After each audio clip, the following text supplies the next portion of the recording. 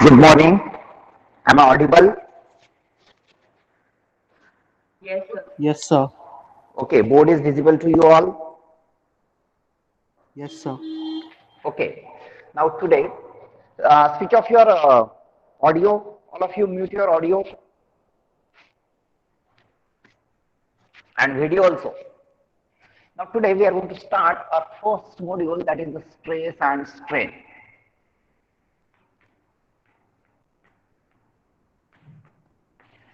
In fact, in this subject, throughout the subject, we have to study the different type of stresses because of the different loading. The course objective of this subject is, after completion of this course, each and every student should be able to understand the different type of loading on that particular component.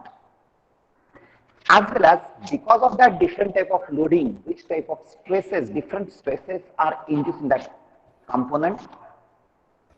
Then the next point is how to calculate that different type of stresses that we have to study in this lesson.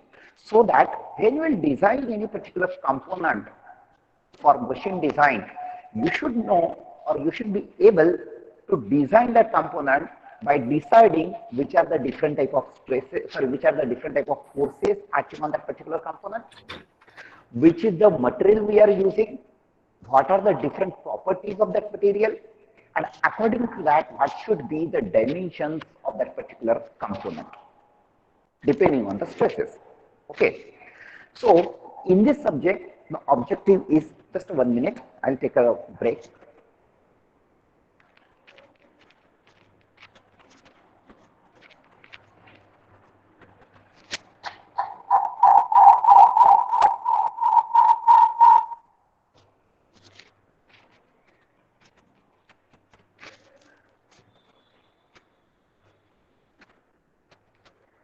So, in this subject, we have to study the different type of loading coming on that particular component or material, and because of that loading, which are the different type of stresses are induced in the material, and how to calculate that different type of stresses that we have to study. Now, coming from that point of view, the first one is that how can you define the stress induced in any material? You have studied it at the junior college level, stress and strain and all these things. At elementary level, you have studied all the things. Okay. So first thing is that how can you define the stress? Let's consider, suppose this is one material or one rod made of any material or metal. Let's consider the mild steel here. Consider this is the rod. The cross-sectional area is circular one. Let the cross-sectional area is A. Okay. Now, let this is the axis of that rod, and axial forces are acting on this rod. Okay, these are the different type of loading. The first one is axial loading. I will explain this loading as we come across that. Now, what is the axial loading? When the line of action of the load or when the line of action of the force acts along the axis of that particular component, first type of loading is known as the axial loading. Now this is the axis, so when the line of action of the force acts along the axis, then first type of load is known as the axial load. Let it is P. P is the magnitude of that load. Now these axial loadings are also of two types. One is a tensile loading, and other one is a compressive. Now, what is the tensile load and how to identify the tensile load? Remember one thing, whenever the force acts away from the body under consideration, I have shown only the line of action, I have not shown the arrow. Okay, so remember when the force acts away from the body under consideration, then such type of load is known as or such type of force is known as a tensile force or the tensile load. So it is an axial tensile force. The component is subjected to the axial tensile load. Okay. Whereas when the force acts toward the body under consideration, It is at along the axis, but the direction is toward the body under consideration. So when the force under consideration acts toward the body under consideration, then it is known as a compressive load.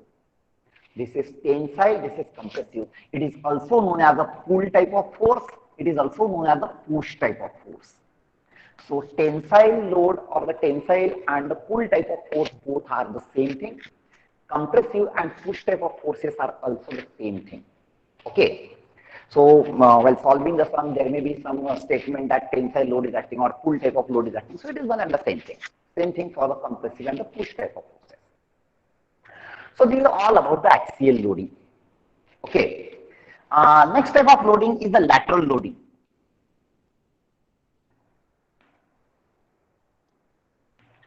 Lateral loading. Now, what is the lateral loading? Remember, when the force acts perpendicular to the axis. Suppose this is one rod, or you can say it as a beam which is supported here and here. Okay.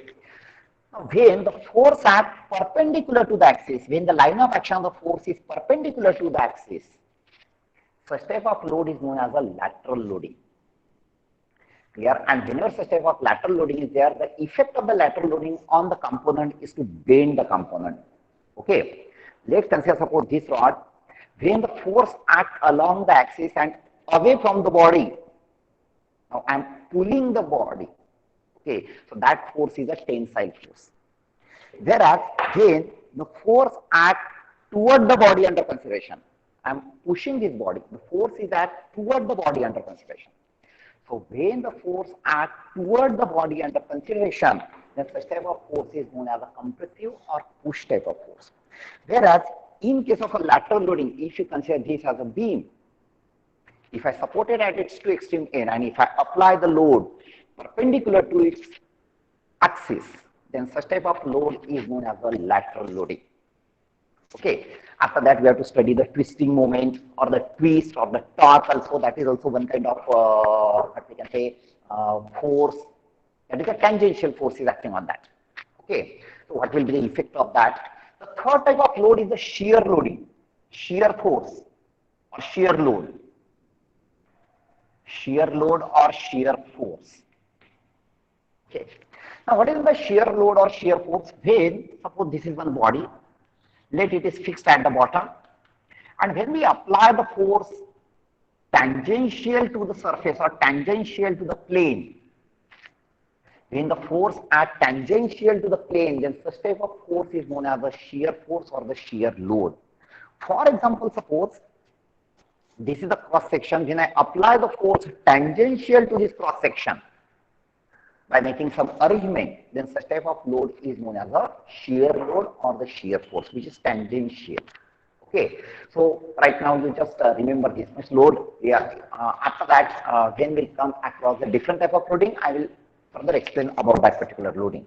So right now you just remember axial loading, lateral loading, and the shear loading. Particularly in this first lesson, simple stresses and strain, we are going to study the stresses induced because of the axial loading, and very few part is the shear loading. Okay, this lateral loading we are not going to study in this particular lesson. In another lesson, we are going to study this lateral loading. Okay, this axial load, which is either tensile or compressive. Okay, these are the two types of axial load, tensile or compressive. It is also known as a direct loading. Direct loading. Okay, it is acting along the axis and it is perpendicular to this cross section, or it is also known as a resisting area. Why it is known as a resisting area and what is that term, I will explain you. But remember, this is the resisting area, and in axial loading or direct loading, the line of action of the load is always perpendicular to the cross section or the resisting area. Okay.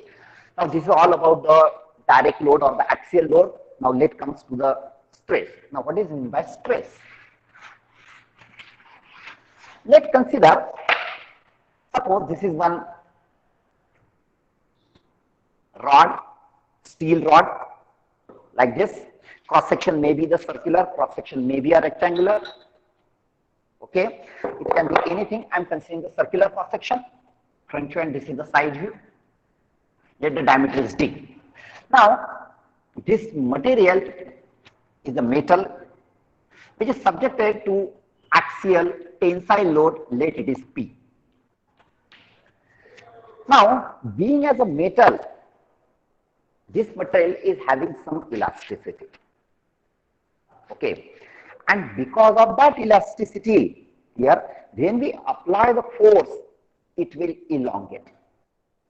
The material will elongate. Even if this is a steel rod, if I apply a very huge force with the help of some machine, okay, it will elongate, definitely. Okay, so let this initial length of the rod is L, let it is small l.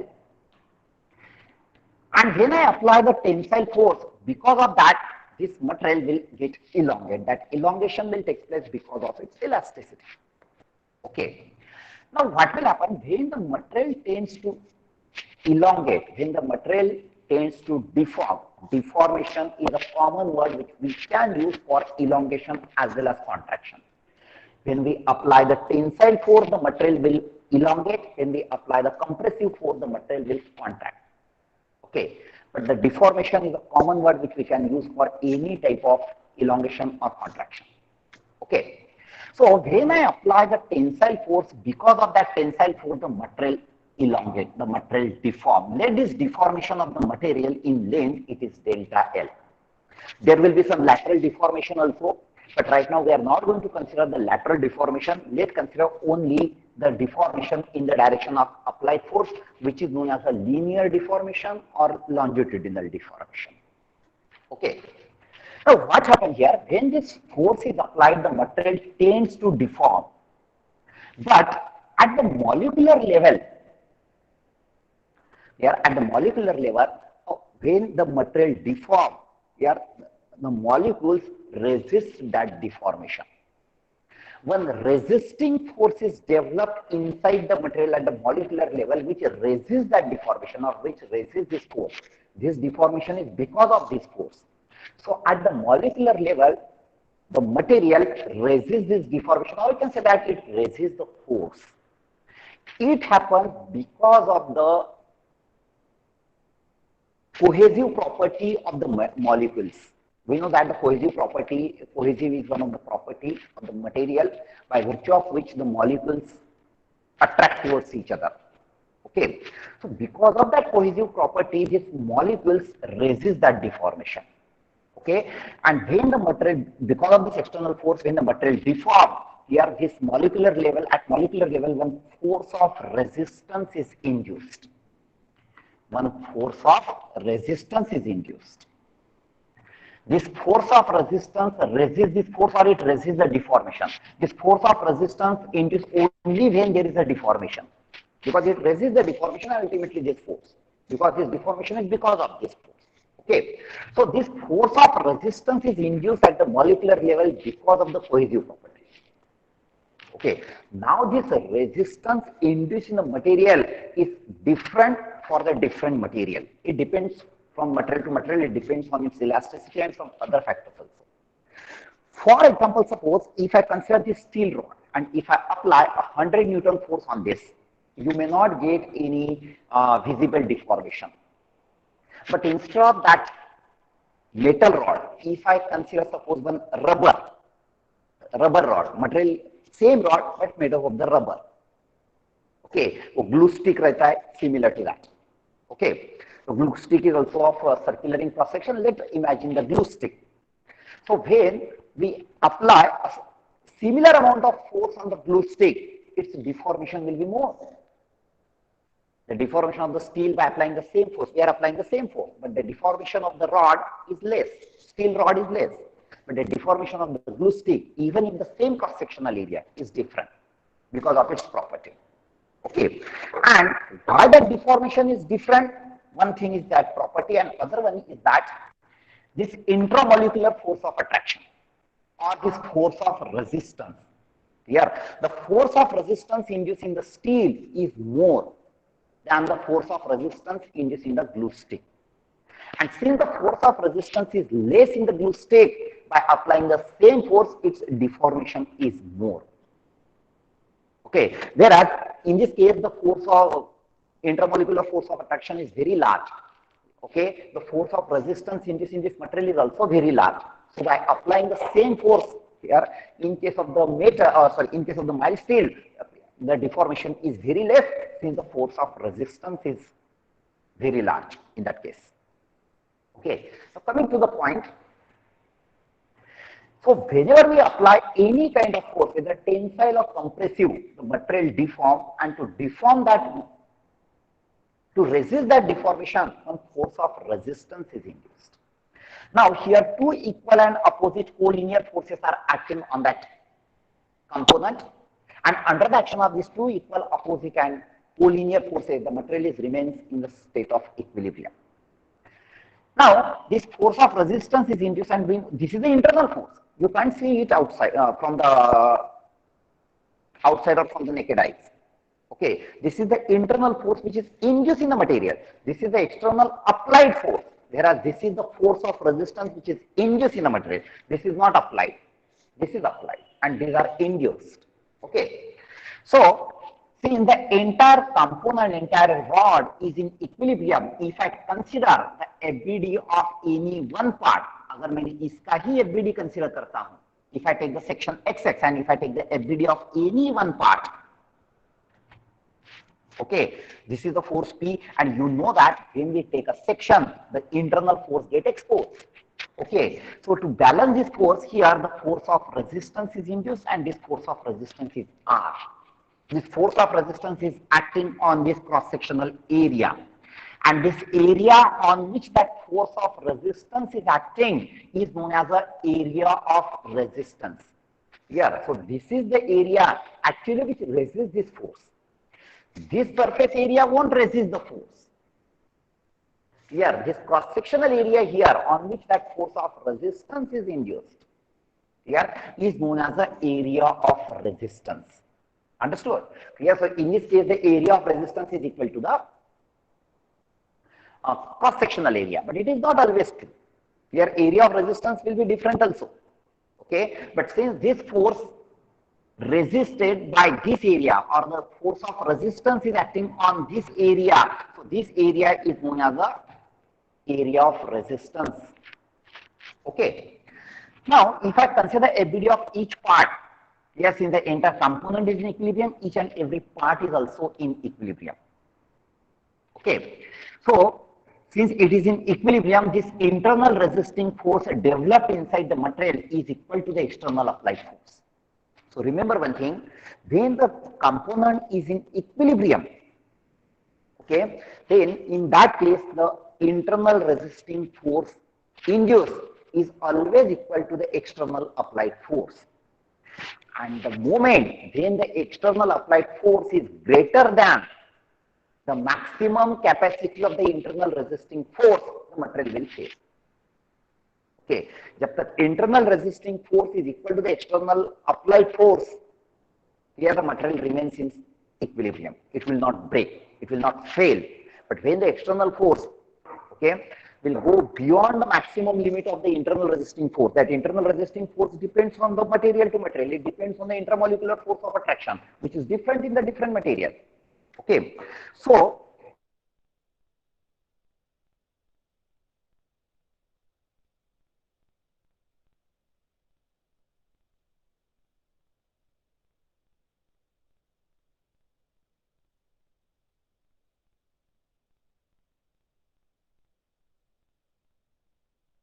how can you define the stress?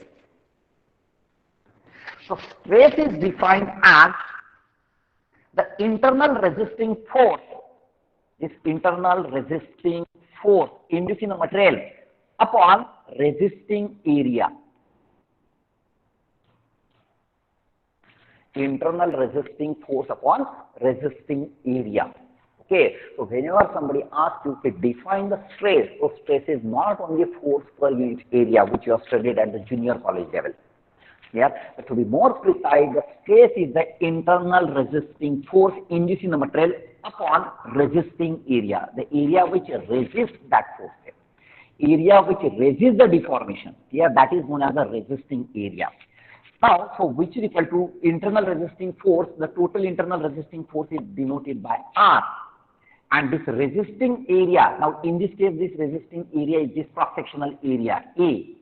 Okay, so stress equal to resisting force upon resisting area. But when the component is in equilibrium, then this resisting force is equal to the external applied force. So we can write it is equal to P upon A for the direct force or for the axial force I am talking. Okay, for all the cases, the stress is not equal to P upon A. It will, basic formula is P upon A. But in that case, A will be different, and depending on the stresses are different, and resisting area will also be different. Understood? Okay, so stress equal to P upon A. This formula you can use to calculate the stress. Stress is denoted by sigma, okay, which is equal to P upon A. It is the internal, definition is internal resisting force upon resisting area. Okay, but resisting force equal to P, so we can write it as P upon A. The next one is, I hope that it is clear about the stress. So whenever it is anybody asks you define the stress, don't say only force upon area. Don't say only P upon A. The definition is internal resisting force upon resisting area. Now coming to the unit of stress. All of you have studied this.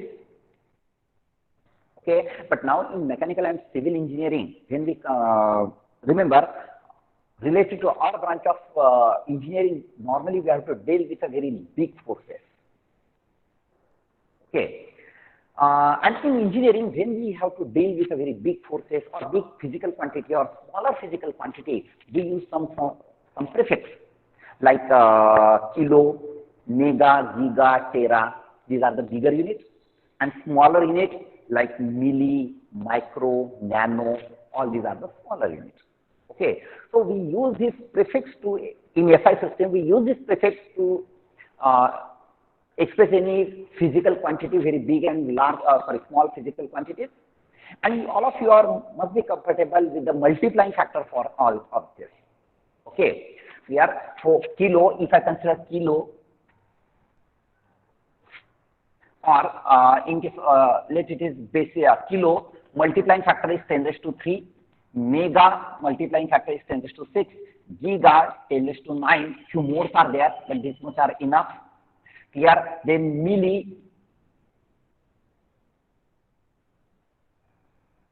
10 raised to minus 3, macro 10 raised to minus 6, and nano 10 raised to minus 9.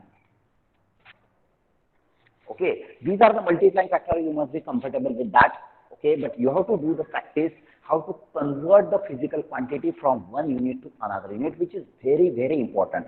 Let me tell you, the students, those who are failed in strength of materials, out of that near about 10 to 20% students fail just because of this unit conversion.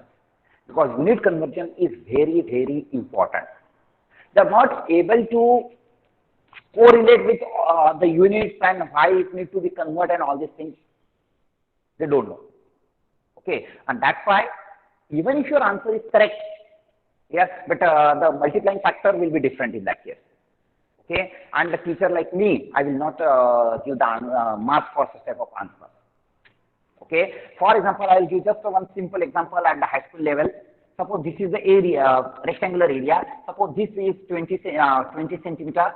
And let this is suppose 0.1 meter. If I ask you to calculate the area, will you calculate is 20 into 0.1, so it is 2 meters square, or somebody may say that 2 centimeters square or like that. Yes, definitely it is wrong. Because here one dimension is in centimeter, whereas other is in meter. Okay, so to calculate the area, either you have to convert meter into centimeter or centimeter into meter, and then you have to calculate the area. Okay, exactly in the similar way, you have to convert the physical quantities into some conversions of the physical quantities are required. Okay, now we have to calculate the unit of stress. Sorry, we have to learn now the unit of stress.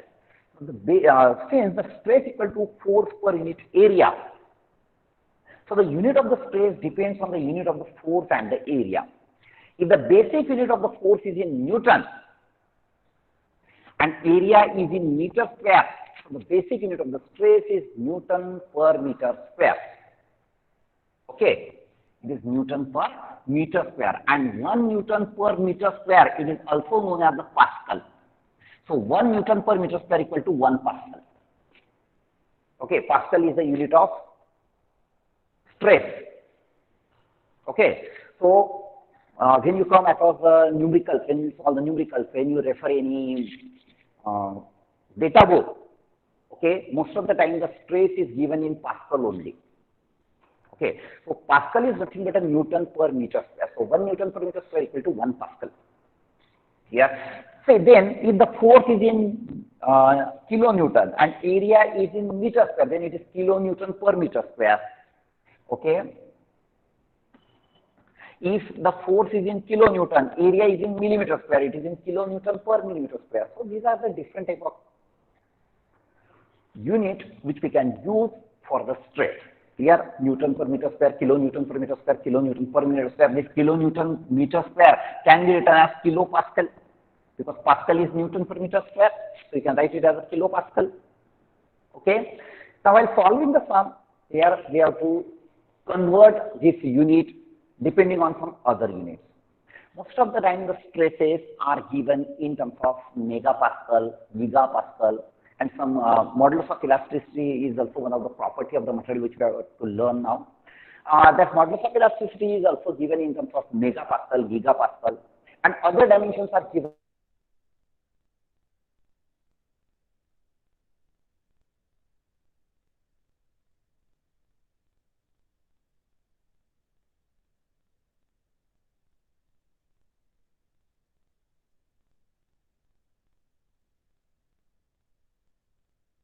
Because it is given in meganewton. So equation should be dimensionally homogeneous. To make the equation dimensionally homogeneous, you have to convert these units. Okay. So let's consider one thing, one example. Suppose there is 100 megapascal. Now we know that mega is a prefix using a SI system, so multiplying factor is 10 raised to 6. So 100 megapascal can be written as 100 into 10 raised to 6 Pascal, or which is equal to 100 into 10 raised to 6 Newton per millimeter, Newton per meter square, because Pascal is Newton per meter square. Now I have to convert it, I want to convert this megapascal into Newton per millimeter square. I have to convert it Newton per millimeter square. I have converted into megapascal to Pascal, Pascal to Newton per meter square. Now, since this is the first lecture, or just we are starting with this, that's why I am explaining. After that, you have to convert it directly and make this habit to convert it directly. Okay, not that difficult. Now I am converting in Newton per meter square into Newton per millimeter square. Okay, so in numerator I want Newton only. So keep this number as it is in numerator, which is in Newton only, and in denominator I have to convert meter to millimeter square. So meter to millimeter, 10 raised to factor is -3, and it's square. So this -6, sorry, I made a mistake. Meter to millimeter is +3. When we move from bigger unit to smaller unit, the number increases. Okay, meter to millimeter is 10 raised to 3, millimeter to meter is 10 raised to -3. Okay, so this 10 raised to 6 and this 10 raised to 6 get cancelled, and you will get 100 Newton per millimeter square. Okay, so 100 megapascal is equal to 100 Newton per millimeter square. Okay, this is the way which can convert it. Here, whenever you want to convert the unit, if it is a suppose numerator and denominator is there, such type of pressure, stress, modulus of elasticity, Newton per meter square, Newton per millimeter square is there. Convert the unit in numerator separately and in denominator separately, and then adjust and write it properly. Okay. So 100 megapascal equal to 100 Newton per millimeter square. Just remember thumb rule, जितना megapascal होता है उतना ही Newton per millimeter square होगा. Okay, while solving the sum, you can remember this thing. In the sum, if it is given as 200 megapascal, so write it as a 200 Newton per millimeter square. जितना megapascal उतना ही Newton per millimeter square. Okay. Similarly, if there is suppose 5 gigapascal, 5 gigapascal. I want to convert it into Newton per millimeter square. Gigapascal to Newton per millimeter square. Is it visible? This part is visible to you? Yes, sir. Yes, Okay. sir. Yes, sir. Okay. They have to convert 5 gigapascal to Newton per millimeter square. Okay. At least these two conversions you have to remember. Okay. Directly you should be able to write. Now I am going to explain you how we can convert it. Now 5 gigapascal is now giga is a prefix which is used in SI system, and for giga the multiply factor is 10 raised to 9, for mega 10 raised to 6, for giga 10 raised to 9. So gigapascal means 5 into 10 raised to 9 pascal, that is Newton per meter square. Okay, now we have to convert this Newton per meter square to Newton per millimeter square, so which is equal to 5 into 10 raised to 9. Okay, now I can do it directly also. Here I am writing it. It is 5 into 10 raised to 9, this number as it is. Now in numerator I require Newton to Newton. So as it is in numerator, and in denominator I have to convert meter to millimeter. So meter to millimeter, unit is smaller, so number will be bigger. 10 raised to 3, its square. So it is 5 into 10 raised to 3 Newton per millimeter square. Is that clear? So 5 gigapascal equal to 5 into 10 raised to 3 Newton per millimeter square. Now in the previous conversion I told you, यार जितना megapascal रहता है उतना ही Newton पर millimetre square रहेगा. Now you can think in other way also. If you want to convert it from gigapascal to Newton per millimeter square, you can directly convert this gigapascal to megapascal, and 5 gigapascal equal to 5 into 10 raised to 3 megapascal, and 5 into 10 raised to 3 megapascal equal to Newton, 5 into 10 raised to 3 Newton per millimeter square. Okay. Now for this conversion, directly for this gigapascal to megapascal, okay, for this conversion, you just remember one thing. I'm telling you one number line. You must have studied it in the high school level. Consider this number line. This is the basic unit. Okay. The basic unit for the length, you can consider for anything. Okay, for weight or for mass or length or for anything. I'm considering it is for the length. Yeah. So basic unit is meter. Okay. Or let's consider basic unit as 4. It is Newton. Basic unit is Newton. Okay. The next multiplying factor is kilo. Next one is mega. Next one is giga. On the lower side, I'm considering this as a unit. N is the unit, basic unit. It is the basic unit. I'm considering it as a Newton. Okay. On lower side, if the smaller units, then for a smaller number, physical quantity, we use the prefix as milli, micro, and nano. Okay. Now observe that when you want to convert anything, here in this one, in SI system, there is a difference of 10 raised to 3. 10 raised to 3 का difference रहता है.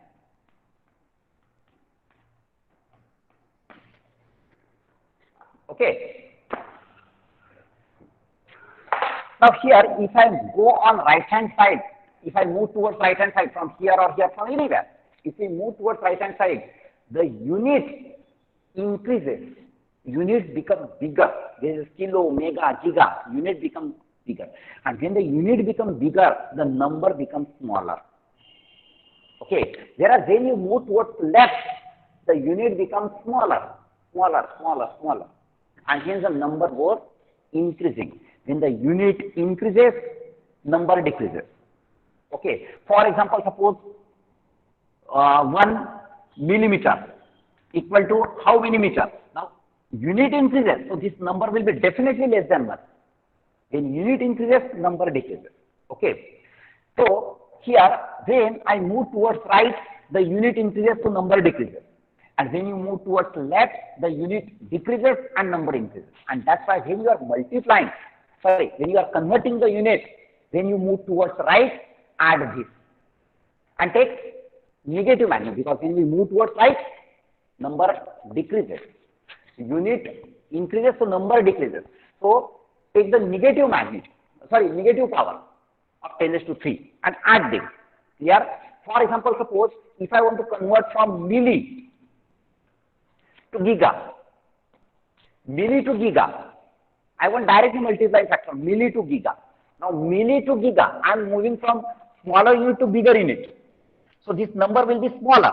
So when I move towards right, it will be 10 raised to minus sign something. Here, power will be negative. Now how much is that?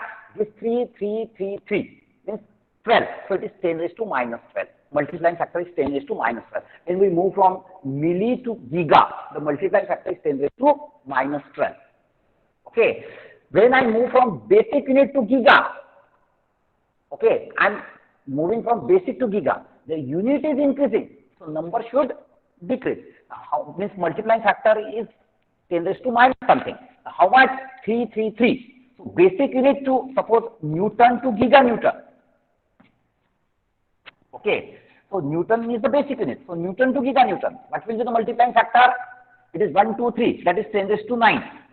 Okay. But I am moving towards right, so minus 9. Then I am moving towards left, plus 9. This way you can convert the unit. Okay. You can remember this number line and you can convert. Now, for example, suppose I want to convert from gigapascal to megapascal. From giga to mega. I want to convert from giga to mega. Giga to mega. This is mega, this is giga. I am moving towards left. Then I am moving towards left. Multiplying factor is 10 raised to positive. कितना है? एक ही है. So 10 raised to 3. यहाँ तक आया तो 10 raised to 6.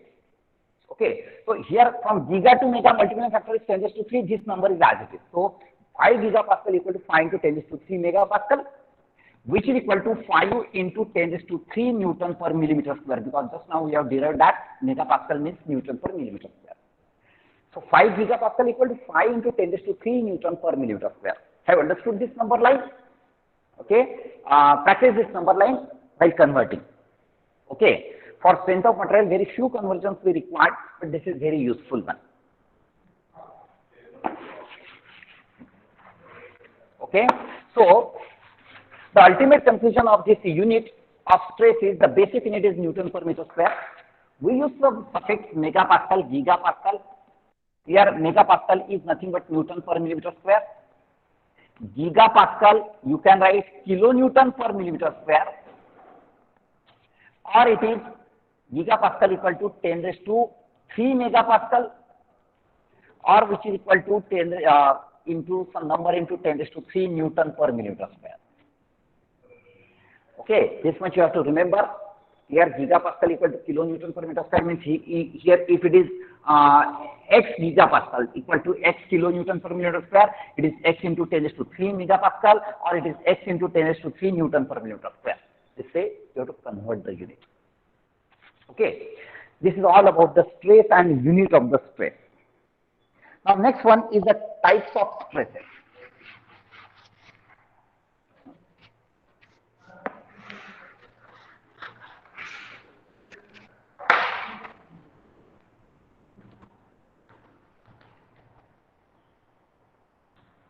Type of stresses. I already told you that depending on the loading, which type of load is there, how it is applied on the particular component, depending on that, which different type of stresses can be classified. Okay. Now here we are considering that the axial loading. When axial loading is there, corresponding stresses are known as the axial stresses, or it is also known as the direct load. Here, so when the load is the direct load, which is perpendicular to the cross section. Direct load means when it is perpendicular to the cross section. When such type of direct load is there, the stress is the direct stress. Direct stress. Okay. When the applied load is axial load or the load perpendicular to the cross section. Okay. When the load is a direct load, then corresponding stresses in this are the direct stresses. These direct stresses are further divided into two parts. One is a tensile stress and other one is a compressive stress. Okay. Now, in a layman language, it is very easy to decide whether it is a tensile or compressive stress. If the external applied force is a tensile in nature, the corresponding stresses are tensile. Whereas when the external applied force is compressive in nature, the corresponding stresses are compressive. Okay, but to be more precisely, remember one thing, when the material elongate,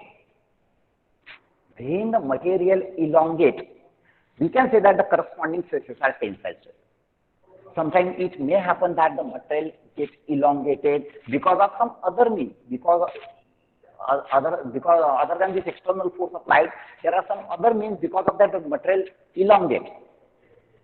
Okay, here or because of some other means the material gets contracted. So when the material gets elongated or when the resistance induced in the material is against the elongation, the corresponding forces are known as tensile. Whereas when the resisting force induced in the material is against contraction, the corresponding stresses are known as the compressive stress.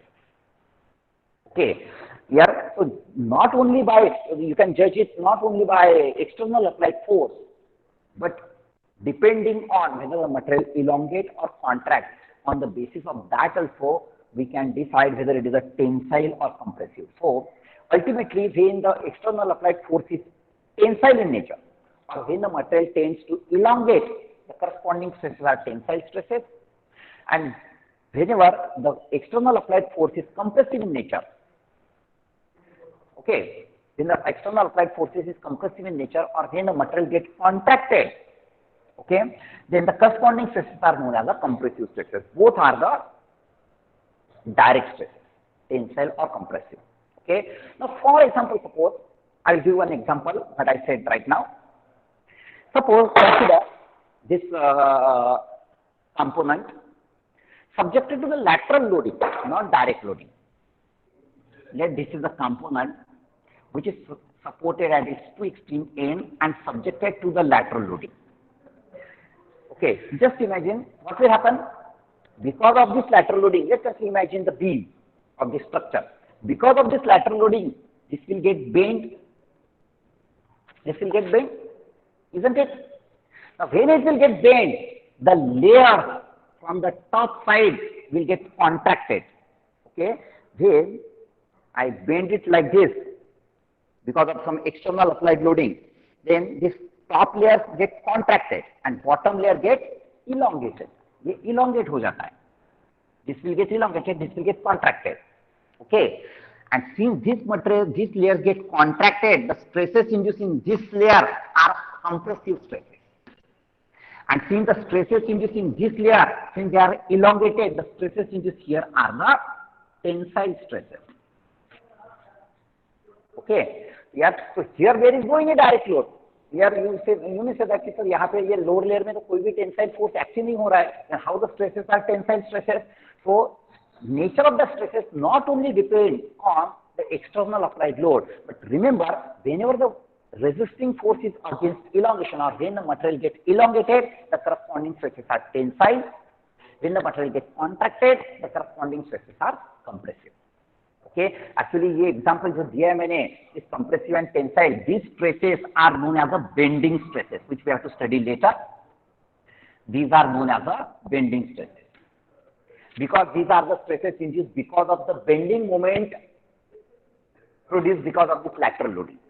ये lateral loading की वजह से जो bending moment induce हुआ, because of that bending moment ये bend हुआ, and because of this these stresses are induced. That's why these are known as bending stresses. लेकिन उनका nature either tensile या compressive ही रहता है. Okay. हाँ. So direct stress, tensile and compressive. The next type of stress, again, suppose let's consider this metal rod of the mild steel. I fix it at the end. End में मैंने fix किया. Okay. And if I increase the temperature of that rod, if there is a rising temperature, what will happen? Since it is made of the metal, when there is a rising temperature, it will try to elongate. Okay. But this support will not allow that elongation. This support push it. Okay. And because of that, इसमें stresses induced होंगे. Actually, these are the stresses induced because of this reactive force exerted by this support. And that reactive forces are induced because of the change in temperature. That's why that corresponding stresses are known as the temperature stresses or the thermal stresses. Because of the variation in temperature, also stresses are induced. These stresses are known as the temperature stresses or the thermal stresses. And temperature stresses and thermal stresses are also nature of tensile or compressive. So we have to study temperature stresses, we have to study bending stresses, and दोनों का nature रहता है either tensile or compressive. So ultimate conclusion is that when the material elongate by any means, the corresponding stresses are tensile, or when the material gets contracted, the corresponding stresses are compressive. Okay, so both way you have to remember. Here, depending on the external applied force and depending whether the material elongate or contract, depending upon the deformation of the material, you have to decide whether the nature is tensile or compressive. Okay, this is about the direct stresses.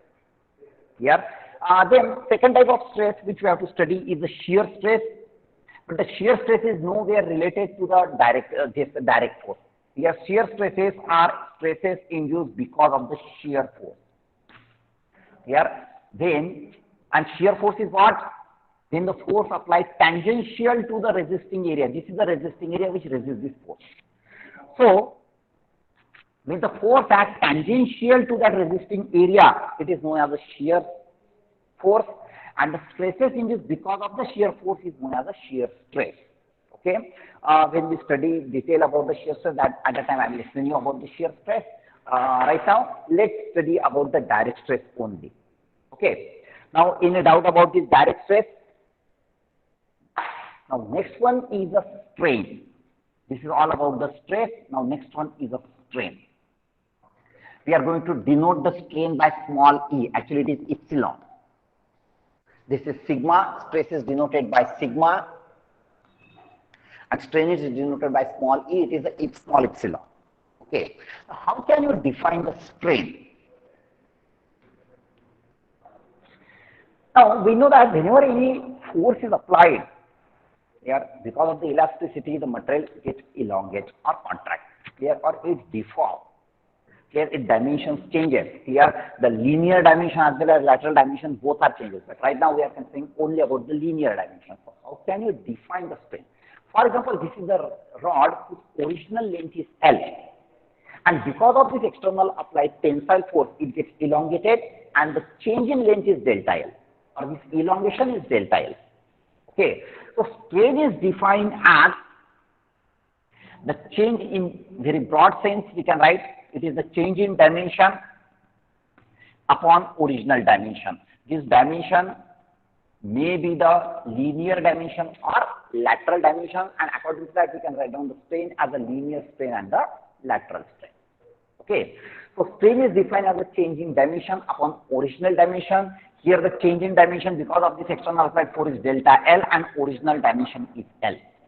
Or change in length upon original length. Delta L upon L. Dimension may be the length, breadth or width, anyone. Okay. So here we are considering the linear strain only. So consider the dimension in linear direction, and in linear direction the dimension is L. So it is the change in length upon original length is the strain. Okay. Now strain normally expressed in percent. Okay, for this much length, how much will be the percentage elongation? Okay, so it is normally expressed in percent. Okay, so but calculated this way, delta L upon L. Now, since it is the ratio of the same quantity, here this is also length, this is also length. Okay, since it is the ratio of the same quantity, strain doesn't have any unit. It is a unitless quantity. Strain is unitless. Here, whereas the stress is having the unit of Newton per meter square. Yeah. Now these strains are also the different type of strains are there. There is a tensile strain, compressive strain. Again, it depends on the applied external force, or it depends on the elongation or contraction. When there is an elongation or when there is an increase in length upon original length, the corresponding strain is the tensile strain. Whereas whenever there is a contraction or when there is a decrease in length to the original length, we can say it as a compressive strain. Okay. Similarly, for shear strain, yeah, actually when we apply the shear force, there is an angular deformation. Here,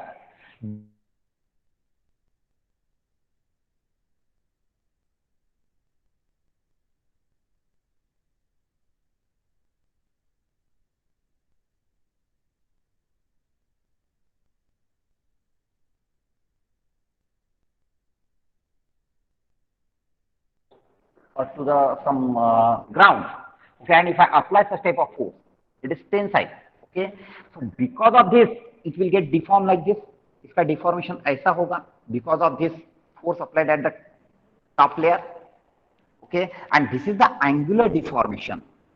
If I denote it as a phi, then this phi is known as a shear strain. So remember one thing, whenever there is a shear strain, there is an angular deformation. When there is a direct strain, there is a linear deformation. Okay, so this in detail we study about the shear stress and shear strain. Let's not mix with the direct stress and direct strain. Okay, any doubt till now? I hope that it is okay till now. Now, I told you that we are going to study this subject, strength of material, which is one of the basic subjects for your design point of view. Any design point of view, whether it is a mechanical design or the civil design. Okay. Now, the next important thing is that whenever we design any component, okay, the design engineer have to consider the lot of things. Okay, the things which our design engineer should know here at a basic level is what is the use of that particular component, which are the different type of forces acting on that component. Then that particular component is going to use in which environment. So he has to consider the environmental factor also. Okay, and according to that, considering all the factors, he has to decide the material, which material needs to be used for that particular component. Okay, if suppose this is the duster, here I know the purpose of this duster. Yeah, so to make it very strong, I can't use the mild steel block over here. Okay, it becomes very heavy and it is unnecessarily then. Okay, so by considering all the factors, a design engineer will decide which materials to be used, and for that, any design engineer must have the very good knowledge about the material properties. The detailed material properties you are going to study in material technology. In material technology also you are going to study how the mechanical properties are changed. Yeah, there are different properties of the material also, physical properties, chemical properties, but to our subject point of view, we have to mainly focus with the mechanical properties. Okay, the lab of this subject is basically it is a material testing lab only, in which we are going to study the different mechanical properties of the material. Okay, and in material technology you are going to study in detail how that mechanical properties can change. Okay, so related to our subject strength of material, just now I told you that when we want to design any component, a design engineer must know the different properties of the material. Okay, so it should sustain that much force in that particular environment. It should have a long life and all that thing. Okay. Now, in strength of material, basically we are going to study only mechanical properties. So, which are the different mechanical properties one should know for the different materials? Okay. Related to our subject, we are going to study the different mechanical properties, and the mechanical properties are the elastic limit for that particular material. जिससे component बना हुआ है, for that particular material, how much is elastic limit? This particular material, here how much ultimate stress at which it fails, how much ultimate stress it can sustain, how much is the yield stress, all these are the mechanical properties one should know. Okay, and if I know this different mechanical property, by using that mechanical properties, I can design that component. Designing the component means finding its dimensions, nothing else. Okay, so to design that component, one should know all that mechanical properties. Now the question is, how I'll come to know the different mechanical properties of the material? Okay, now to know the different mechanical properties of the material, we have to test that material in the testing lab. Okay, that's why our lab of this subject strength of material is commonly known as a material testing lab. Okay, when you enter in our lab, you will observe that there are a number of equipments are there which we are going to use to find out the different mechanical properties of the material. Here the commonly mechanical properties are the ultimate stress, elastic stress, toughness, hardness, okay, then fatigue, creep. Here, these are the different mechanical properties. Here, one should know. Okay. And to know the different mechanical properties of the material, here, one very important test is the tensile test on that particular material. Okay. How to conduct the tensile test, or how to conduct the compressive test, how to conduct the shear test. Okay, different procedures are there, but we are going to conduct the tensile test to know the different mechanical properties of the material.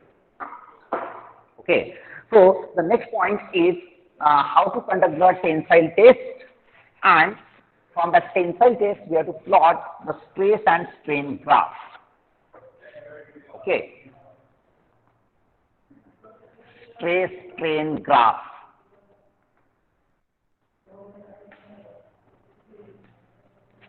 Yeah. What is this stress strain graph? We are going to plot the stress versus strain graph, and from that graph we are going to study, or will come to know, the different mechanical properties of that material. Okay. Whenever it is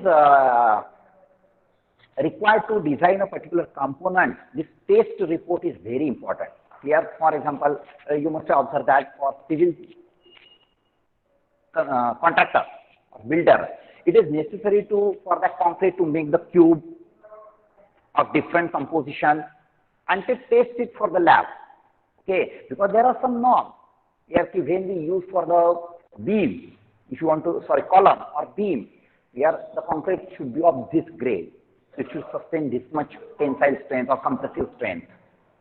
Okay, here if it is used for the bridge, the composition is different. For the road, composition is different. Same thing in mechanical also.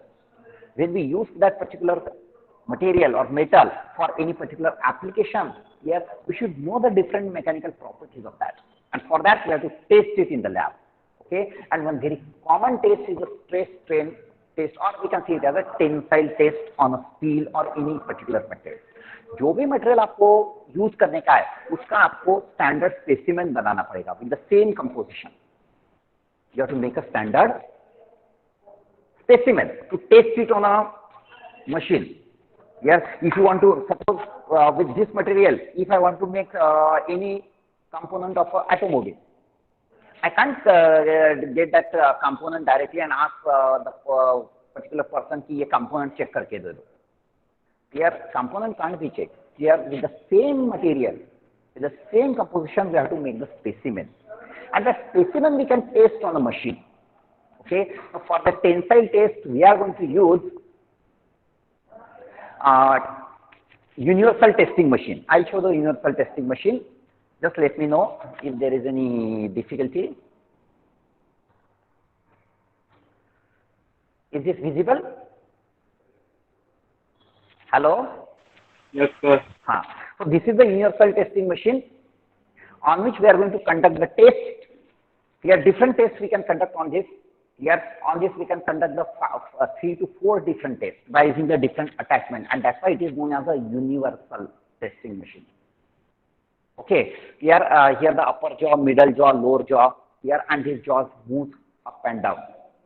Okay, if I fit the specimen over here, there is one hydraulic system. Here I can hold the specimen, and between middle jaw and the lower jaw also I can hold the specimen. If I want to conduct the compressive test here, then I will use this lower jaw and the middle jaw. If I want to conduct the tensile test, I will use this upper jaw and the middle jaw. Okay, so I will fit. There is some mechanism where you will come in the lab. We'll show it in detail here. So in these 2 jaws, we have to hold the specimen. And with the help of this hydraulic mechanism is there. With the help of this hydraulic mechanism, here we are going to apply the force. We are going to apply the tensile force slowly. जो भी type का load apply करने का है, we are going to apply that load slowly. Here, now remember one thing. In the subject strength of material, unless and until it is given, you have to always assume that the applied load is a gradually applied load. Okay. Here, suppose so I am applying the load gradually. Gradually means slowly I am going to increase the magnitude of that load. It is known as gradually applied load. Other type of load is the sudden applied load. The third type of load is the impact load. Okay, so these are the different type of load, but we are not here, unless and until it is specified, you have to assume that the load is a gradually applied load. So here we are going to apply the gradual load, and corresponding to that, we are going to plot the stress and strain graph. Okay, in the tomorrow's lecture, I will explain you it in detail. Okay, now let's stop this lecture here only, because at 10:45 you have the another lecture. Thank you. Let's see tomorrow.